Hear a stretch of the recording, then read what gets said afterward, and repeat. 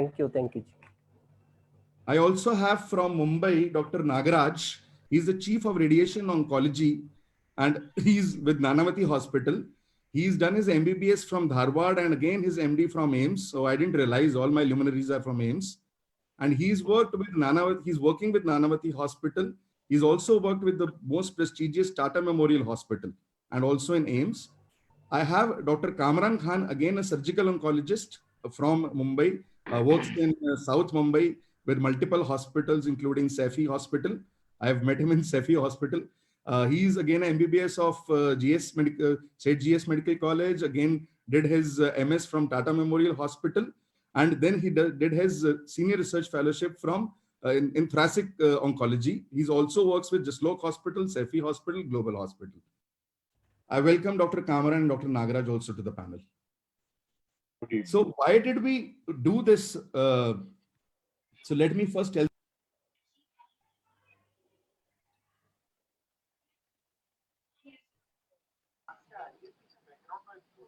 Just a minute, let me put on my light on.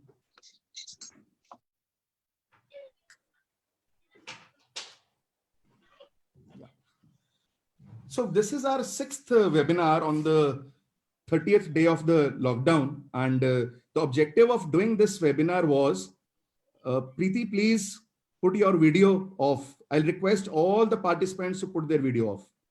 We are also waiting for Dr. Ullas Batra, who is again has studied from AIMS and is a faculty at Rajiv Gandhi Cancer Institute. He is the senior consultant medical oncology. So we have a panel of medical oncologists, we have surgical oncologists, and we also have, we have Dr. Ullas Batra. Good evening, Dr. Batra, welcome.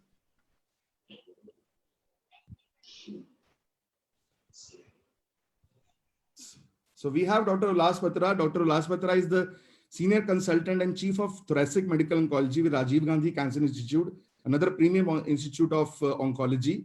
He did his post-graduation in medical oncology and hematology from Kidwai Institute of Oncology and did his MD medicine from Delhi itself. And so welcome Dr. Ullas Batra. Thanks for agreeing at the last moment. I thought you'll get a bit late.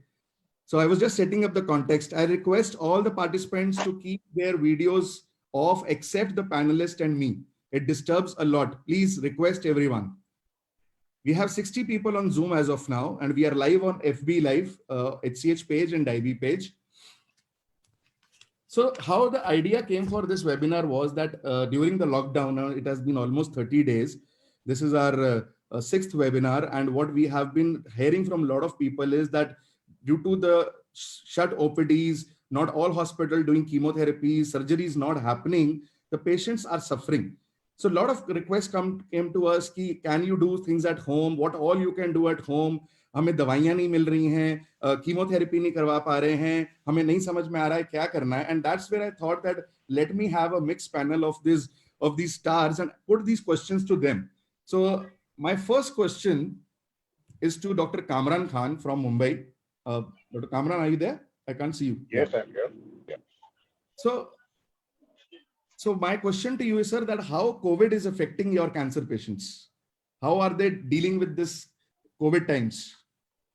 Yeah, I think my patients are as badly hit as everybody else, and they are dealing with a double whammy. It's the COVID crisis as well as struggling with the treatment and survival in a complex disease like cancer. I have advised my patients to be psychologically strong, and I'm always in touch with them. We are here to speak to them, hold hand with them. And I think what is most important now is they need to optimize their health as much as possible. Proper nutrition, rest, some exercise, because I think the only thing right now we can do is control your comorbid conditions, diabetes, hypertension, whatever it is, and try to improve your lung function. We want to minimize travel for our patients. So it's very important that they communicate with us and are in touch with us online and take advice from us before doing anything. I have a lot of patients requesting for an appointment, but I have shifted everything online. And I think all patients should, at this time, please trust your doctor and communicate with him and do as he says, because we are now undergoing a situation where the entire guidelines for cancer have to be re-understood and to be applied by us. And don't worry, we'll be back on our feet in a very short time. I am sure that very soon we'll be doing safe surgery, but it's a trying time for everybody. So please trust us. I'll take the question to Dr. Batra, sir. What challenges are patients facing in the COVID time, sir? With this lockdown now, it's getting till 3rd May. First of all, good evening, everyone, and my hopes and prayers, and I really hope and wish everybody on the panel and everybody who is watching us and everybody who is not watching us, whether or not they are cancer patients, is safe. Stay safe. So don't हम panic. just a minute, Ullas, हम Yep. तुम्हारा यशस्वी चेहरा नहीं देख पा रहे यार. नहीं सर, दिख रहा है, आप नहीं देख पा रहे हो. दिख रहा है? मेरे हाँ, को हम तो नहीं दिख देख पा रहे. आप हाँ, आप दिख रहा है.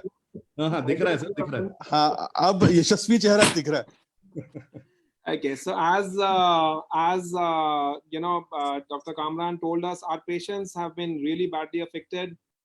I mean, you know, everybody's asking us a question: is it safe to come? If it is not safe to come, then mera cancer to nahi बढ़ जाएगा. So, you know, I mean, in a day you get so many calls saying about that, thinking about that. It's a fact that if you don't give them chemos, if you don't treat them well, it's going to affect their cancer treatment. And there's always a risk of you know, getting out and getting affected. So yeah, it's a double whammy, difficult times for all of us. So my prayers and hopes for all of them. Dr. Rahul, how are your patients faring, saying that they are post-transplant also, they are immunocompromised also? So my take onto that is the fear has struck both the sides, patient and doctors equivalently. Nobody knows how things are going to go for both patients and doctors. But for sure, we know that cancer and specifically hematological cancers don't wait, whether the corona comes or corona does not come. So lockdown could be for corona, but lockdown cannot be for hematological malignancies. So my take onto that is we are business as usual, take some more extra precautions, and we need to treat both corona and cancer together. Because sooner or later, we will realize that we need to start living with corona until the vaccine comes in. So there might be high claims for the vaccine coming up 6 months, 9 months. We really don't know. And that can lead to a huge loss of life for those people who can actually survive. So we have got APML patient, which is an emergency. We have taken them up COVID negative, put them on chemotherapy. Lymphomas, bone marrow transplants, yes. For sure, sickle cell and thalassemia, we have put on the hold for transplants. But leukemias is business as usual. We are just taking it up. Only thing is the precaution and the understanding. So you have to spend extra time sitting in your clinic to make them realize that why you need to understand corona and how does the corona works. One. Second, majority of guidelines which came from US and Italy, majority of people from oncologists became the corona specialist or corona intensivist. There was so much surge of patients that they didn't have the beds. So they said, okay, all the required chemotherapies, just push it back. We'll do corona right now. 500 beds, 5,000 people landing up in Lombardy in Italy, similarly New York. So they didn't have choice to give chemotherapy. So whenever we have a guideline which is coming up from various places, we actually need to see the context in that, which guidelines have been set up and where the guidelines have come from and which context and which niche area. So I think it's a testing time for all of us, but we need to keep patience. We need to understand your doctors are at the forefront treating your disease as well as the psychological aspect of corona. And for themselves also, they have to keep themselves fit and their family and their healthcare staff fit in this enthusiasm of not treating corona. Your healthcare personals get infected. So we long back adopted this strategy of getting a corona testing done. When people said, do we have to spend 4,500 rupees? I say, hey, that's worth than waiting for your cancer or corona to disappear. The corona is not going anywhere. Start living with it. That's what my mantra is. Thank you. I'll go back to Dr. Batra. He wanted to say something before I go to... I mean, I just wanted to say one thing. It's precautions over panic. I mean, you need to take precautions, both the healthcare workers and the patients. You know, social distancing, hand washing, wearing a mask is going to become the new norm. as far as that patients and doctors are concerned. And the earlier we understand it, and as Rahul very rightly said, we'll have to live with it. On May 3rd, the lockdown may or may not get over. Corona is going to stay. So we'll have to live with it. This is going to be the new normal. Learn to live with it, learn to fight it, and hopefully win over it soon. So what I've gathered is that Dr. Rahul, the business is still happening with all the precautions because cancer doesn't wait for anything, and it's awareness, education, and precautions which is the key to things, right? So Dr. Yeah. Nagaraj, radiotherapy, how are the patients faring? What are the challenges which they are facing? Well, what I'm going to do is share what I'm doing, and fear is the biggest problem. Having said that, we have not shut down our department, and I'm not going to say it's business as usual, but I think it's imperative and appropriate that you don't desert your responsibility and leave the patients of cancer in lurch. One, and you need to do a bit of a triage and see if you can postpone certain kinds of patients. Say, for instance, early breast cancer, wherein conservation has been done, and you need to do a post-operative therapy. They can wait for 10 days or 15 days till a lockdown gets over and things get a little, more easier for them.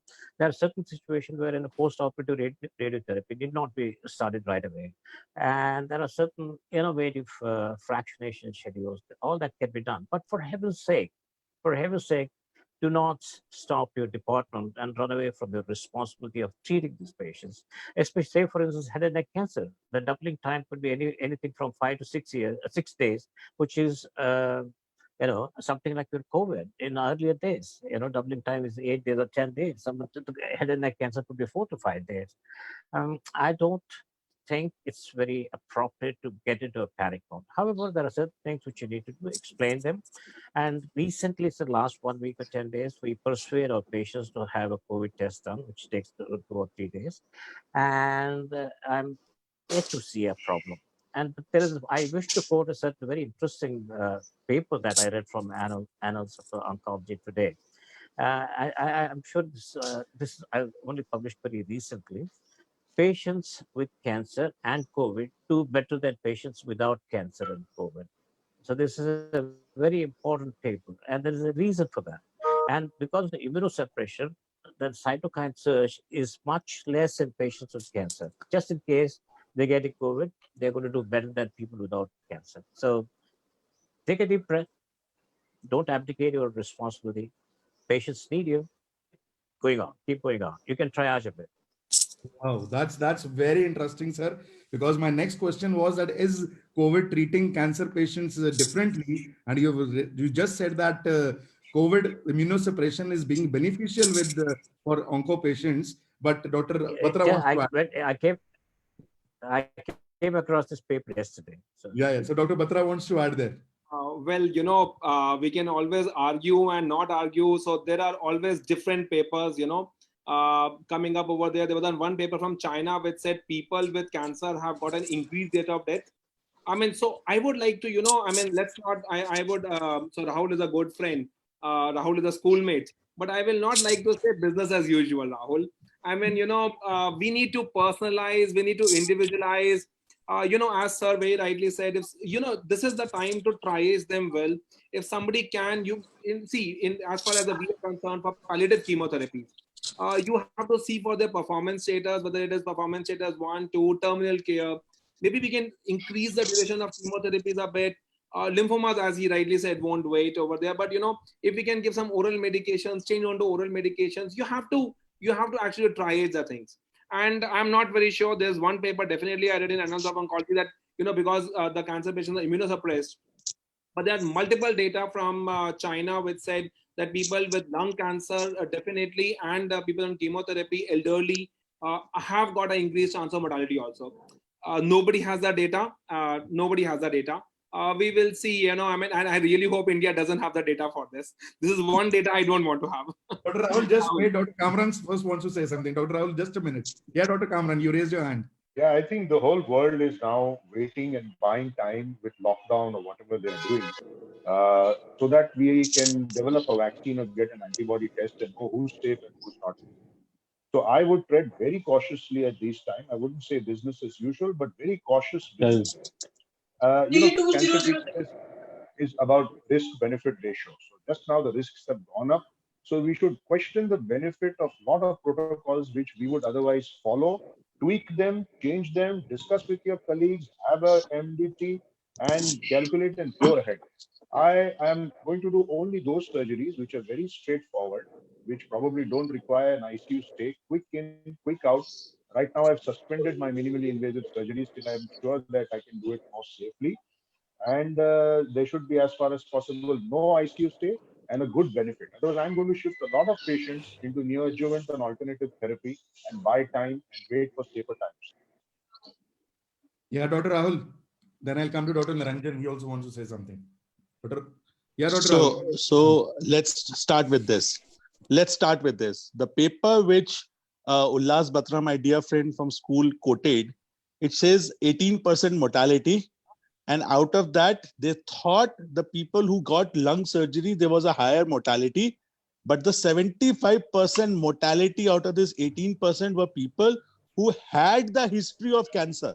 They were not on active treatment. The last 5 lines of that paper says those people had the history and they were not on chemotherapy. So like diabetes, hypertension, if your immune system is at bay, you can probably you can have a problem. Second, let's understand 450 districts in India has not reported a single case in 28 days. Now, this patient who comes to you gets a COVID testing done, and your hospital does not even have one single case of COVID. He gets a surgery done and goes back to those same districts where there is no case. How will we say there's an increased risk? One. Second, if we can even plan to get the chemotherapy done at home, say in Gurgaon, he's not from a hotspot, and he gets a chemotherapy as well as surgery done. He is not from a hotspot, COVID is negative. His chances of getting a COVID living with 3 people is minimal because he's kept in isolation and quarantined. Okay. So idea is when we talk about ICUs, American ICUs and Italian ICUs, they were flooded. Their whole hospital was flooded with COVID. And when they intervened, it was already into the community stage where everybody was getting COVID positive. So if in my community there's no COVID, then why would I be worried about it all? 450 districts, if my hospital falls into that district, I will not be worried in operating as business as usual. Third thing, when Ullas Batra has a liberty of having a lung cancer patient, while Rahul Bhargav does not have a liberty of having a doubling time of 10 days. My doubling time is 10 hours. So leukemia patients, BMT patients, half-match patients, they cannot wait. So precaution remains the cornerstone. So what I'm trying to suggest, as the group, what we are trying to suggest is every patient needs to be individualized, risk need to be heard and told and understood clearly. And in certain chemotherapies like multiple myeloma, R-CHOP therapy where it is required, they can be safely be given at home where again the interaction is less. The counter argument could be that one pizza guy infected 72 people in Greater Kailash. What happens? So there will always be aberrancies. Life is never perfect. So we need to make it perfect by our interventions, by calculating the risk in each and every statement, because the cancer is not stopping. And even if the cancer is not stopping, we are changing to new agent or not new agent. We really don't know whether that intervention is going to convert the curative patient to a palliative treatment or not. Or if it is already curative, then there is no point in jumping and doing or taking extra risks. So these are my points. This is how I am dealing with my hematological patients, which might not be true for the surgical radiotherapy or the medical oncology perspective. But that is my perspective of APML, ALL, AML, aplastic anemias, and so on and so forth. Dr. Rahul, thank you so much for that. And you have summed it up very nicely. Let me go to Dr. Niranjan. He has been trying to speak for a long time now. Yes, Dr. Niranjan, your views, please. Hi, good evening, everybody. Yeah. So as our panelists have already explained, yeah, there are 2 situations as our topic says what cancer patients should do. There are 2 situations. One, those patients who already had cancer and undergoing treatment. Another set of patients who are just diagnosed with cancer just now. So situation is different. Like the diagnosis of cancer itself is a major blow to almost every person. And the risk increases with the COVID. So now combined with cancer and COVID, the situation becomes worse. But as we all know, COVID is definitely going to stay. It is going to take a long time to develop herd immunity. So what we have to do for cancer patients, those who already had cancer, those patients, they should not worry. There is no very significant increased risk of having any consequence, untoward consequence towards them due to COVID, because if the comorbidities are not there, like diabetes, blood pressure, and heart problem, lung problems, and all these things, if they are chronic kidney diseases, if they are not there, then the risk is equivalent to almost general public only.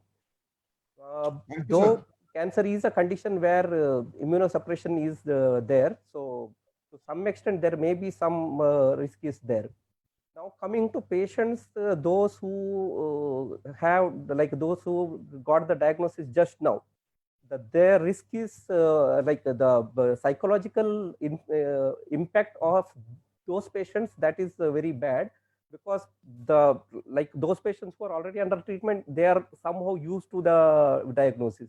Now new patients, they are not used to that diagnosis, and most of the cases who are early cancer patients, the mainstay of treatment is surgical. Like in breast cancer, the mainstay of treatment is surgical. But as of now, whatever the guidelines we have, the elective surgical treatment is not recommended as of now. See, basically, there are situations where one is emergency situation where it is life-threatening emergency, and another is semi-emergent situation. So cancer comes as a semi-emergent, like it's not a very life-threatening situation, but if you delay the treatment significantly, then it may affect the outcome as well as overall life expectancy. So in that situations, there are specific conditions we need to assess depending on the stage of the patient, stage of the cancer, and all the comorbidities the patient has. And as per guidelines recommendations, the recommendations are that if there is some option of other treatment other than surgery, elective surgery, then initially we can go for that treatment, like either chemotherapy, radiotherapy, or combined chemotherapy and radiation. Otherwise, if surgery is the only treatment, then definitely we have to go for surgery. And all patients who undergo surgery, before admission, we do a COVID test.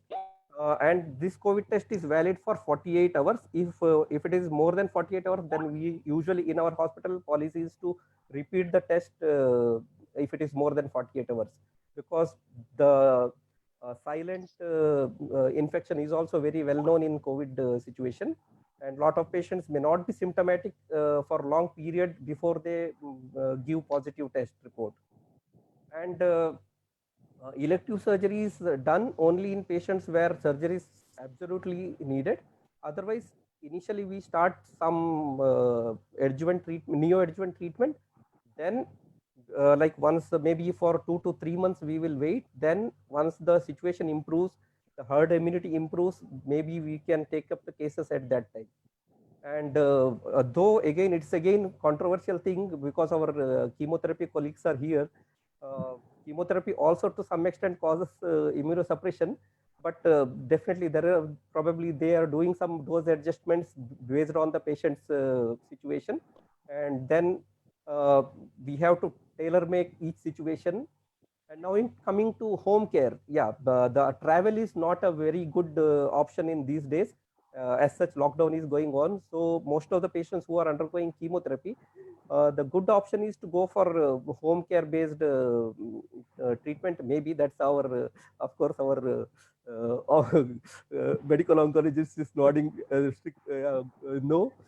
So, but I think like most of the patient, if there is a good home care cover is there, if like some junior doctor is involved or anything, maybe that can be considered.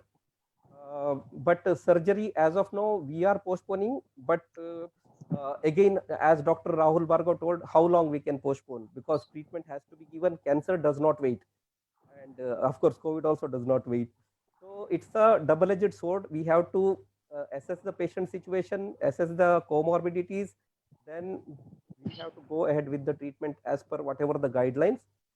And there are two guidelines we have to follow. One, cancer specific guidelines based on stage and all the condition of the patient. then guidelines based on COVID situation. So both the things we have to assess and combine. We have to take a decision with clear understanding, discussion with the patient, patient's relative, and after that we have to explain them all the pros and cons. Then we have to plan for treatment plan. Thank you, Dr. Niranjan. That was really very comprehensive. Let me just summarize before I go back to Dr. Nagaraj and Dr. Ulas. They both have a point to make. So what you have told us about surgical oncology is that one, it's a very careful triaging until unless it's very much necessary. We should not be doing it. It has to be done with all the COVID testing. You're trying to move patients onto newer therapies to delay the surgery, and wherever the surgery can be delayed, it is being delayed so that people can stay out of hospitals and stay safe at home. You brought out a point of home chemotherapy, which is a discussion which I'll have in another point. I'll go back to Dr. Nagaraj. He wanted to make a point before I go to Dr. Ulas Batra again. See, I think when we are talking of all this COVID, there seems to be excessive fear. We have had swine flu before, and swine flu before is H1N1 is the same corona family, and mode of spread, everything was the same, and we never went into a panic like this, right? And because of this, I just did a bit of a reading on infectious diseases. I think viral diseases are as much an enigma as cancer. Having said that, we need to. We need to treat the patients. We need to treat the patients with cancer. It's as I said, you need to triage. And we have been doing it, and we have been doing it very successfully. I think the same can be replicated everywhere. At best, you can have but however, you need to take all the precautions. So say, for instance, there's a patient with tracheostomy. Now, there can be droplets going on here and there, etc., etc. So you need to cover them, so on and so forth. There are certain precautions which you need to take for the patients, for the health workers, for the doctors, for the technicians. All that can be done safely without compromising the life of either the healthcare workers or of the patient. So I keep urging everybody, this COVID is going to be around for a while. Well, all that talk of herd immunity, etc., is fine. It takes a long time to get there. In the meanwhile, life need not stop. There are more ways than one of living and dying, and COVID need not be our central obsession. Thank you, Dr. Niranjan. And I must tell everyone that at this time, there are 150 people who are viewing us live between Zoom and FB Live, and we have reached to more than 3,000 people at this time. So, so many people are listening, so many people are interested. So another thing, so I understood that the first problem is psychosis and fear psychosis. We need to have a risk-benefit ratio. We need to have a triaging. We need to treat patients who will otherwise die, if not die of COVID. But one problem which is coming with patient is that they are not able to reach the hospitals. The borders are sealed. Today, people are not able in NCR, people are not able to travel from Noida to Delhi. What do I talk from people coming from Punjab or Himachal or Jammu? Because all cancer patients, they travel to these premier institutes from far off. So in that case, Dr. Batra, what is your view? How do we treat those patients? They will also die. What are you doing in that case? So I know it's a healthcare at home being invited from there. And I'm sure this is my first and last time you're going to invite me on this after my answer. Dr. Batra, let me assure you, this is not a sales pitch. This is a very pertinent. So I am just, I'm just. 7 years. Let me just put it across. 7 years back, we had a discussion. After that, you have been the one person from Rajiv Gandhi Institute who has been always giving me patients, right? So our relationship has been like this. And please speak your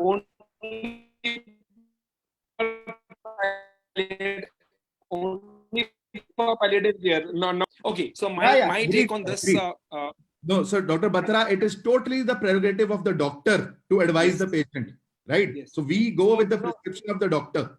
Yeah, yes. Please. So my take on this right now is, again, everybody said COVID or no COVID, cancer is there. So what happened prior to COVID? Were we giving chemotherapies at home? No.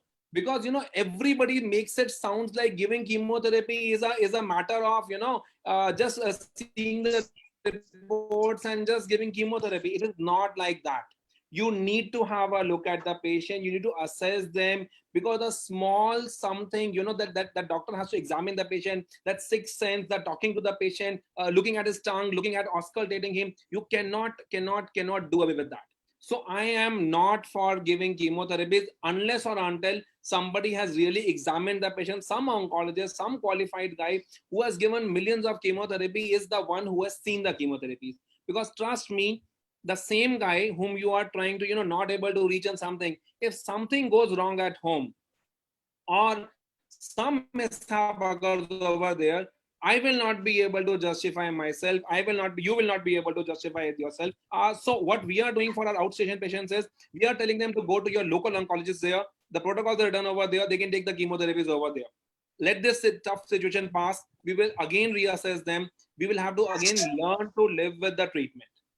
So that's my take on this as usual. So no chemotherapies at all. I completely take your message. What I'll derive from your message is that you want a competent person to supervise, and that competent person will be the nearest oncologist or a near doctor to that patient's residence, because that oncologist. Okay, Dr. Rahul sir, आपके जो patients नहीं पहुंच पा रहे हैं आप तक because of this lockdown, how are you coping with them? What are your advising them?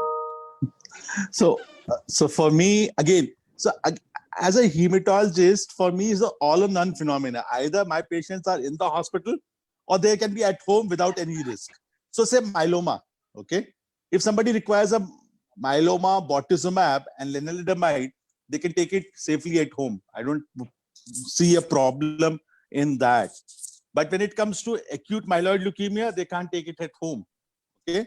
If it is an ALL, say vincristine has to be given, or only daunorubicin has to be given, which is a third phase.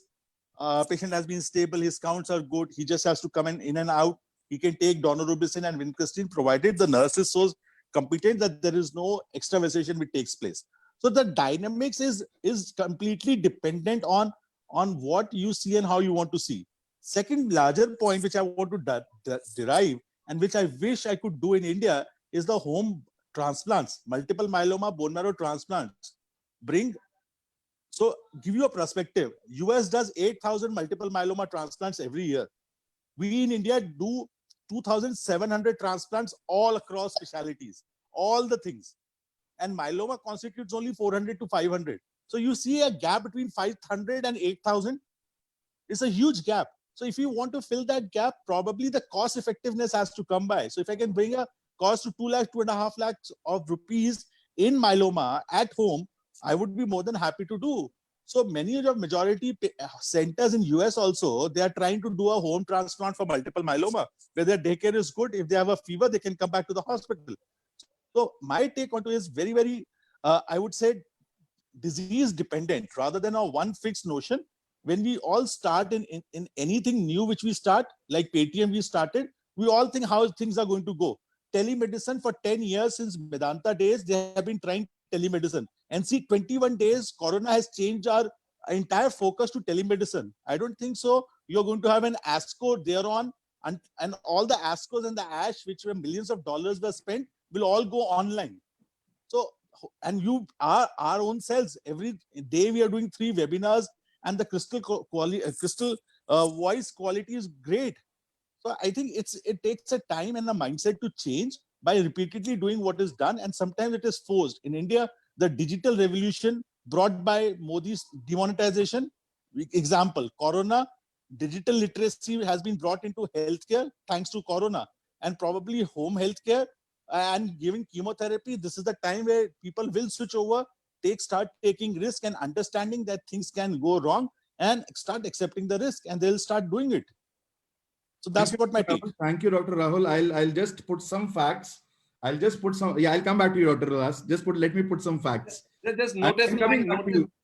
I am coming back to you, Dr. Ulas. Just let me put some facts, right? So I agree with Dr. Rahul that, and I completely agree with Dr. Ulas Batra also. It is his notion. I respect that. But let me put some facts, right? We have been doing 1,000+ MAB infusions across India for the last 4 years because of the selection of the patient and because of the doctor prescribing and saying it's done. And we have done, I'm giving you correct numbers.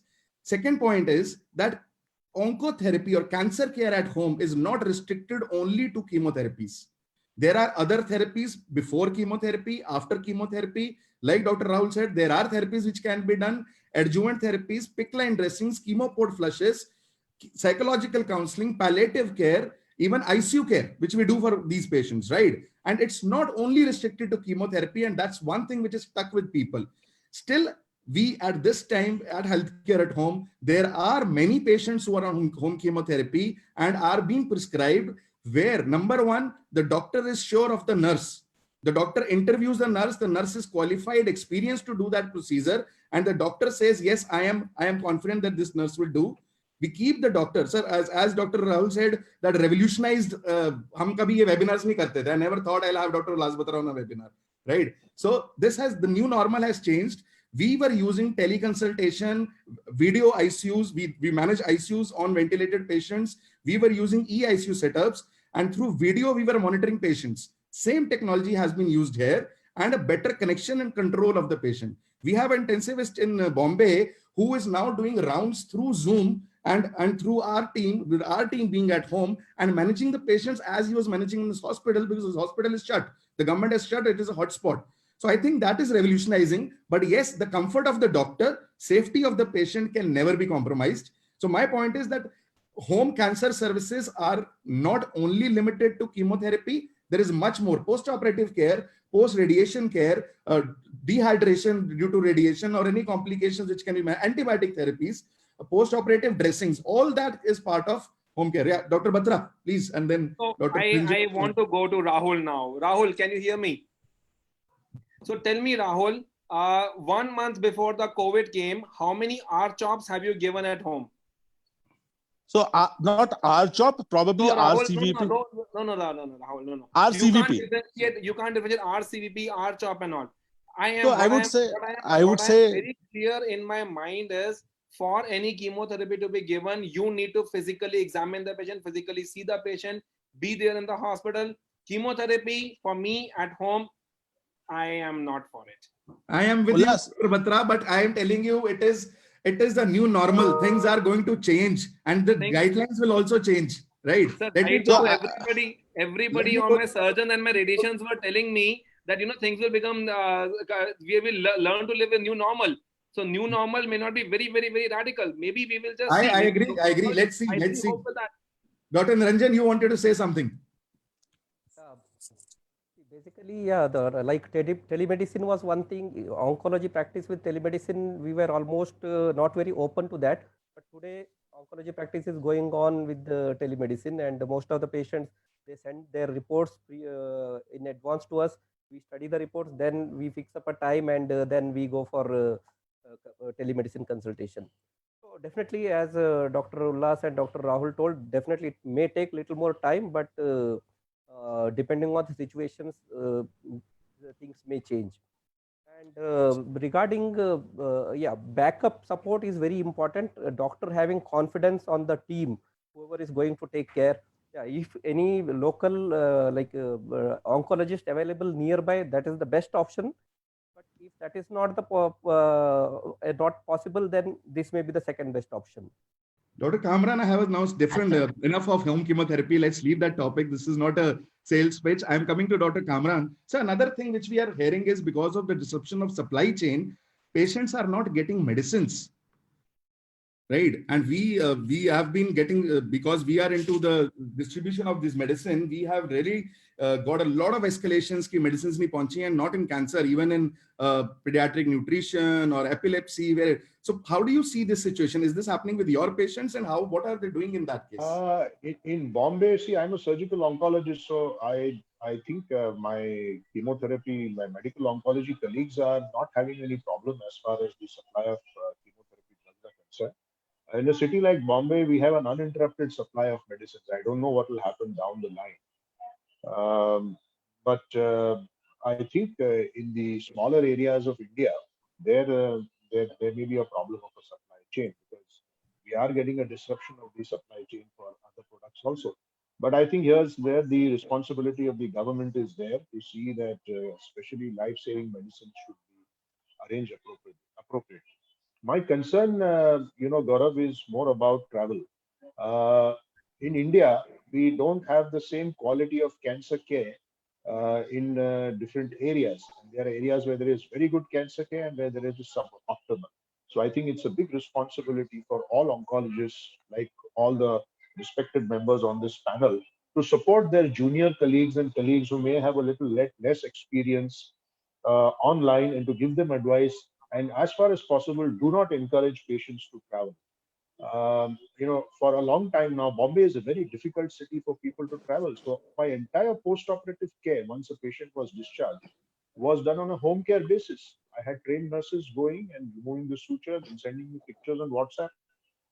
For a long time now, I was seeing a patient for the first time on WhatsApp when somebody forwarded the reports to me as a tertiary healthcare center. So we were already there. This is the future. The future is, we have NYASA, we have the National Cancer Grid from Tata. The future is to collaborate, make things cheaper. We have to really face the fact as to what's going to happen to the cost of cancer treatment with this, and with this all kind of the way hospitals are reacting. The hospitals have become paranoid. I have a hospital in Bombay which says, come, leave the patient and go away. No relative will be allowed inside. We will operate the patient and return to you. Now, this can be so traumatic for a family, just to leave somebody at the gate of a hospital and go away. I think we need to rethink all these things on a very, very humane kind of approach. The COVID is here, and I think COVID has also come to teach us some very good lessons. We have to collaborate. We have to make things easy for our patients. We have to work on cost. So I think there's some blessings coming out of all this. Thank you. Yeah, Dr. Kamran, very well said. I completely agree. It is making us a better human being, I would say, by the end of the day. Absolutely. Absolutely. I think we were always good humans. So, Dr. Rahul, I think are your patients? Yeah, sorry, Dr. Nagaraj, please. I think we are getting a little hysterical in our response. We are always good human beings, and maybe we are looking inwards a little more than before, and then realize that, oh, we were always good anyway. So, and this new normal is a cliche as far as I'm concerned. And of course, there will be very few things which will be changed. Telemedicine, as you rightly said, has been there with us for the last 10 to 15 years. It's getting better. And with the integration of further technology of AI, image processing, etc., the kind of telemedicine I think of is something more different from just teleconsultations. And let's not get really hysterical about COVID. It's going to be around. We have faced pandemics in the past, and it's just that the only difference, we didn't have a social media. We didn't have this kind of a hysterical televisions covering how many, as if it's a cricket score. No, it's not. And at the end of the day, India is doing very well. As Rahul suggested, India is a big country. There are 80% of the districts are without COVID. And domestic healthcare, it was there before, and it's getting better. And it's there are so many professional companies extending home care. So we need to just integrate them more wholeheartedly, and we should. I'm sure that there's no increased risk of integrating either telemedicine or domestic healthcare. Obviously, you're not going to do a craniofacial at home. We understand that. Thank you for that. And we have left with only last 10 minutes. We need more people can start asking questions. We have reached to, I'm coming back to you, Dr. Niranjan. We have reached to more than 6,000 people in the last 45 minutes. I'll let Dr. Niranjan talk before I ask the penultimate question of this panel. Yeah, Dr. Niranjan. Situation is going to be like BC will be before Corona and after Corona. The situation will be totally different after Corona. The most affected branch, I think, is surgical branches, because the risk of cross-infection is very high at the time of doing surgery. Anesthesiologists are at very high risk because of aerosol cross-infection. So the thing is, in these situations, what we have to do is initially we have to assess the patient properly, and then based on whatever the treatment options, we have to triage the patient accordingly. Thank you, sir. Dr. Batra, many patients are being quarantined now, right? And when a patient is getting quarantined, they don't ask whether you are an onco patient or a diabetic or a hypertensive. Any special recommendations for quarantined patient that they need to follow during quarantine or home quarantine or maybe in a quarantine facility?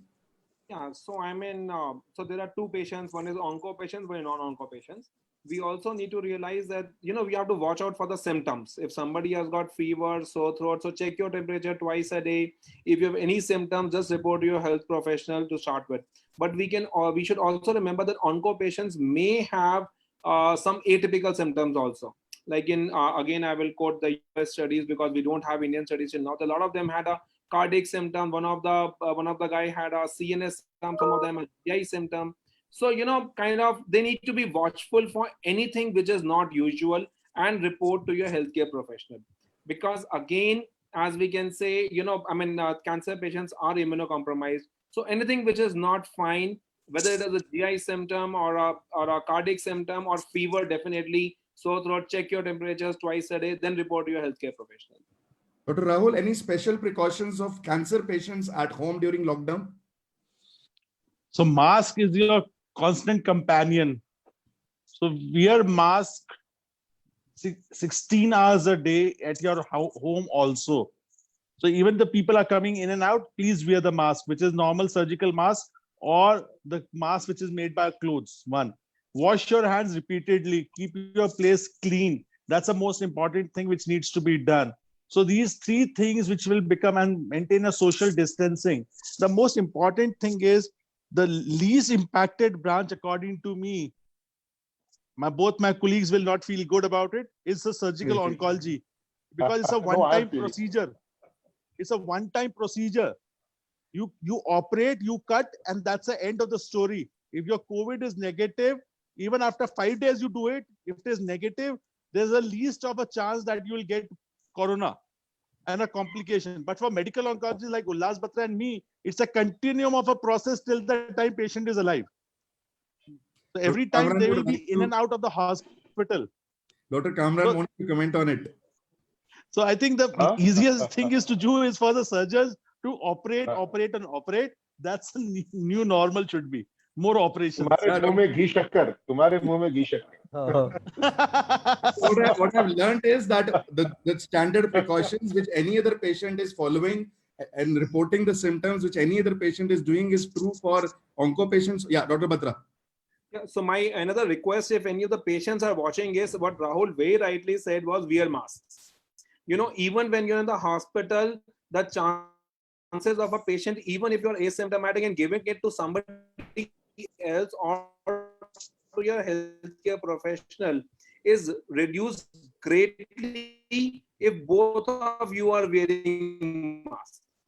Dr. Batra, your voice broke. Time I come and see patients, you know, once they get admitted, please don't do that. Wear a mask. Is it okay? No, it was breaking. Okay right I'll repeat what I heard. You said that wear the mask because the transmission rate goes down, right? But my question is, do people need to, cancer patients should wear mask at home also and their family members should also wear? Yeah, yes, you should. Yes, you should. See, the point is the more amount of mask you wear, the less chances are you're going to give it to someone else and going to take it from there. What is Gaurav, Gaurav, we started the journey on 20th of March saying not everybody should be wearing a mask. In 20 days, by the 10th of April, the advisory came where everybody should wear a mask. And by 15th, Gurgaon said everybody will wear the mask. Okay. So it's a moving continuum. You really don't know what is good and what is bad. As we speak today, wearing a mask is a universal thing. We should all do. Japanese people do it all along for 365 days a year when they're outside. Koreans do it. So it's a time that it will just come into our own routine. Rahul, what has not changed as of now is that people are still not wearing masks at home. What you are advising for cancer patients? Yes, we should. They should be ideally. No. They need to be quarantined. So if I have a cancer patient in my home, I'm keep on coming back and forth from the hospital every day. So they need to be quarantined like as an elderly. What is the guideline for the elderly? Replicate that for a cancer patient. Government of India has provided the guidelines for the elderly people and the diabetic people, how they need to be cared. So they have said social distancing, mask, and hand hygiene. So please wear the mask at home where people keep on coming back and forth in the house. So I have a question, and I'll yeah, Dr. Batra, please. Yes. So this is finally something in which me and Rahul will agree. Yeah. Dr. Batra, I have a जा रही हूँ यार phone तो Doctor, I have a question for all of you. Please feel free to answer. दोनों में समझ में नहीं One- आती है कि मास्क की क्या इंपॉर्टेंस है साले यहाँ मिल नहीं रहे हैं और तुम्हें बोल के भी गई हूँ मैं। Somebody, okay. Yes. So, So, somebody is really upset they're not getting following mask. you, right? So, So somebody's wife is firing you. Rahul, I have a question. Let me just, it's 3 minutes left. Let me just ask the question. Any example of pharma companies working with you during Corona? What do you expect from pharma companies? This is a very novel question which has come up. So the only expectation from the pharma company is reduce the price. Okay. Dr. Batra. Dr. Yeah, I Batra. mean, reduce the price, maintain the supply. Thankfully, the representatives are not coming and meeting us, so I'm very thankful for that. Dr. Nagaraj, expectations from pharma. Oh, not at all. As long as they keep supplying the medications, then that should be fine. Anybody, Um, anything supply specific chain. I different from think this? yes, if someone can actually, come into and manufacture more PPs and more masks, and maybe Sanitizers. take it up as a CSR, and rather than spending money on all these stupid things and all which they do, rather than put money, manufacture masks, give it to, you never know, we Absolutely might right. just go into a Yes. bad pandemic. We should have PPs. Yes, yes. The healthcare workers need it. I think No, Dr. Batra Dr. Batra, just very to let right. you know, our promoters who are the owners of Dabur has started making sanitizers in their factories as a CSR Very initiative. nice. Yeah. Very Yes. nice. They are I think, distributing that As quite the freely. predictions, as the So, and predictions are going, COVID situation may get worsened in the future. So the wearing of mask is very important, definitely. And on a lighter note, yeah, surgery cannot be performed at home. So, but whether it is good thing or bad thing, we don't know. So whenever patient needs surgery, then So it definitely can he be needs done the at the hospital. hospitalization. It can So be it done. can be has done to at the be in hospital Yes, without a risk. a lot of post-surgery care can be at home. Kamran, That can be at home, yeah. Yes. I think the Kamran. pharmaceutical company is a very resourceful industry, and this is time where CSR takes charge and helps the nation with whatever way they can, maybe with PPE, with information, with supply of drugs, with bringing costs down. I think everybody needs to stand up for the nation. That's one. Second is, if you have a cancer patient in the family, the people living with them need to be even more careful. And don't go out so much because you have somebody who may be more susceptible to infection. And lastly, for all my patients who tuned in, you won against cancer, you'll win against COVID. Just have faith in your doctor, follow all the precautions, and listen to us. Thank you.